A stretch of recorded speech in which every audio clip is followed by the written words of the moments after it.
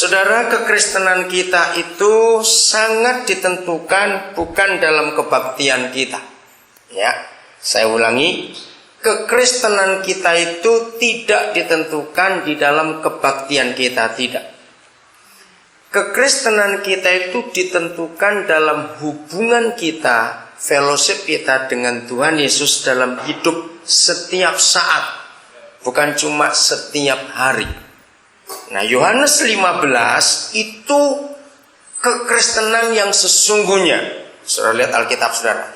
Tidak ada contoh lain dalam Alkitab yang sejelas contoh ini yang Tuhan Yesus berikan kepada kita. Bahwa menjadi Kristen itu tidak ditentukan berapa jam kita sembahyang, berapa kali kita ke gereja dalam seminggu, berapa banyak kita memberi persembahan, berapa banyak kita hafal ayat Alkitab, tidak. Tapi dalam Yohanes 15 jelas sekali, kekristenan kita ditentukan kita ini nempel atau tidak dengan Tuhan Yesus. Katakan amin. Lagi sekali, kekristenan kita dilihat dari hal itu, kita ini nempel enggak dengan Tuhan Yesus. Karena dia memberikan gambaran, dia itu pokok anggur, betul? Dia itu pohon anggur itu. Dan kita ini ranting-rantingnya. Nah, dari contoh itu jelas sekali bahwa enggak mungkin ada ranting pohon yang iseng 2 jam nempel, 2 hari lepas. Betul tidak, saudara? Dia pasti mati. Maka itu kekristenan kita tidak ditentukan di kebaktian. Wah, kalau di kebaktian kapan kerja? Kalau ukurannya selalu di gereja terus, tidak. Tapi dalam hidup setiap hari, hubungan kita dengan dia. Yesus adalah satu-satunya Tuhan di antara jutaan Tuhan yang ada di dunia ini yang menamakan diri Immanuel. Bayangkan, tidak ada Tuhan lain di dunia ini. Saudara harus tahu bahwa Tuhan itu enggak satu. Kaget mungkin pasti saudara dengar ini. Tuhan itu ada banyak. Di dunia ini ada ratusan agama. Dan masing-masing agama punya Tuhan yang berbeda-beda. Kalau bicara pencipta alam semesta, itu cuma satu, yaitu Bapa kita. Kalau orang Tionghoa berkata Dien, itu artinya langit.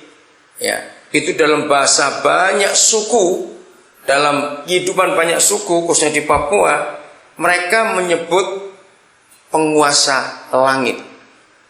Nah, itu jelas satu, pencipta alam semesta.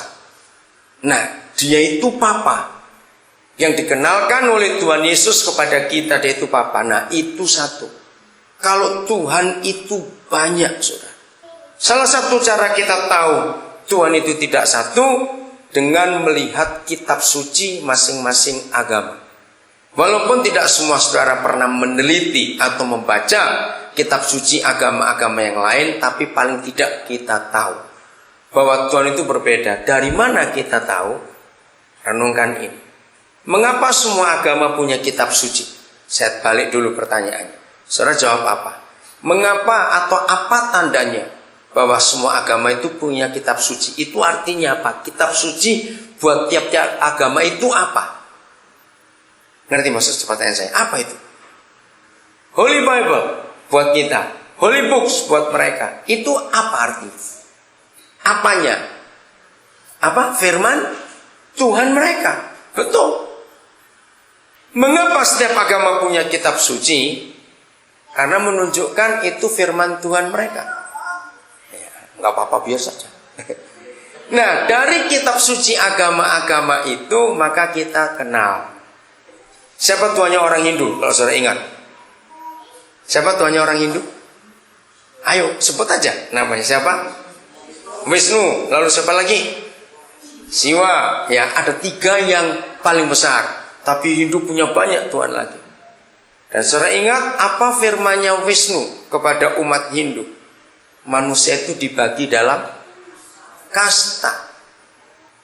Tapi Yesus berfirman, semua kita sama, equal. Beda tidak? Beda. Siwa berfirman bahwa perusakan, kematian dan semuanya dalam dunia itu Tuhan. Maka itu mereka menyembah Siwa. Dan kita tidak bisa blame mereka. Kita harus menghargai. Karena itu kepercayaan mereka. Betul tidak? Kita nggak punya urusan untuk mengajarkan mereka apa yang kita punya. Untuk memaksa mereka. Kita hanya cuma membagikan kasih Yesus kepada mereka. Itu hak mereka. Brahma berfirman lain lagi. Bahwa seorang suami yang meninggal, istrinya masih hidup, maka istri harus ikut mati bersama suami waktu dia dibakar. Namanya hukum sati. Itu dalam Hindu. Allah berfirman dalam kitab suci Al-Quran. Kita harus hargai. Kalau laki-laki itu mampu, boleh kawin lebih dari satu. Dan Allah juga berfirman, siapapun istri atau suami boleh menceraikan pasangan.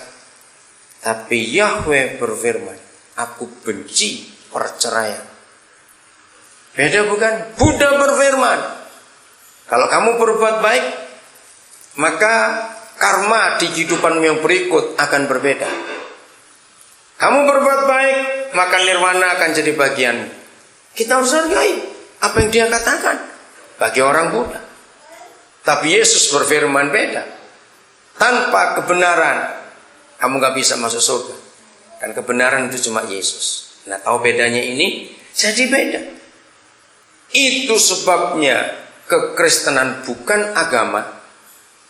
Karena di dalam kitab suci kita tidak ketemu satu ritual pun. Semua agama di dunia itu punya ritual. Tidak ada agama yang gak punya ritual. Nah, kekristenan tidak. Sama sekali kita gak punya ritual. Maka itu Kristen bukan agama, tapi cara hidup. Dan cara hidup adalah Yohanes 15 tadi. Nempel. Nggak boleh lepas sama sekali. Harus terikat terus dengan Yesus Tuhan.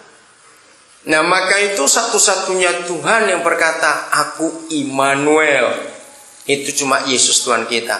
Tidak ada Tuhan manapun di dunia yang berkata Immanuel. Artinya, aku tinggal dengan kamu. Terjemahan God be with you itu salah. Kalau cuma bersama kamu itu bisa hilang. Tapi arti Immanuel itu God in us, bukan God with us. Beda. Nah, bayangkan saudara, maafin ya, supaya saudara lebih gampang pengertian. Menurut saudara, Yesus itu tetap Immanuel waktu kita berak atau tidak? Oh, ini pertanyaan bodoh-bodoh, tapi ini penting. Coba jawab. Benar? Apa dia berkata, oh sorry kamu disuruh keluar dulu gitu? Enggak. Dia tetap Immanuel, saudara. Jadi kalau dia sendiri menyatakan, aku gak akan melepaskan kamu, aku gak akan tinggalkan kamu. Itu dia. Masih ingat kata-kata terakhir waktu dia mau naik ke surga? Aku menyertai kamu sampai kesudahan zaman ini. Bukan cuma sampai kita mati. Nah, kalau dia sudah memberikan dirinya menempel dengan kita, Immanuel sampai berak pun dia tetap Immanuel buat kita. Betapa jahatnya kita kalau kita nggak mau nempel dengan dia juga. Nah, ini kekristenan. Apa artinya nempel dengan dia? Sederhana sekali. Dua kalimat yang saya mau katakan untuk menunjukkan apa itu Immanuel. Nomor satu begini. Hadirkan dia di dalam semua aktivitas hidup kita setiap saat. Tahu kata hadirkan dia? Nah, contohnya begini. Semua kita pasti pernah pacaran, kecuali anak-anak kecil itu belum. Dan semua kita pasti pernah pacaran. Artinya semua kita pasti pernah jatuh cinta. Saudara, orang yang sedang jatuh cinta, orang yang sedang pacaran, walaupun jauh, dengan pacarnya dia bagaimana sikapnya? Apa? Nempel, betul. Artinya menghadirkan pacarnya seperti ada dengan dia. Nah, jadi seperti itu yang Yesus mau. Apa saja yang kita buat, hadirkan dia ada. Saya beri salah satu jawaban yang cukup bagus dari Billy Graham. Tahun 70-an yang lalu, Billy Graham pernah menulis 3 buah buku. Bukunya berjudul Kamu Bertanya, Billy Graham Menjawab. Mungkin seharusnya nggak dicetak lagi, karena itu buku tahun 70-an.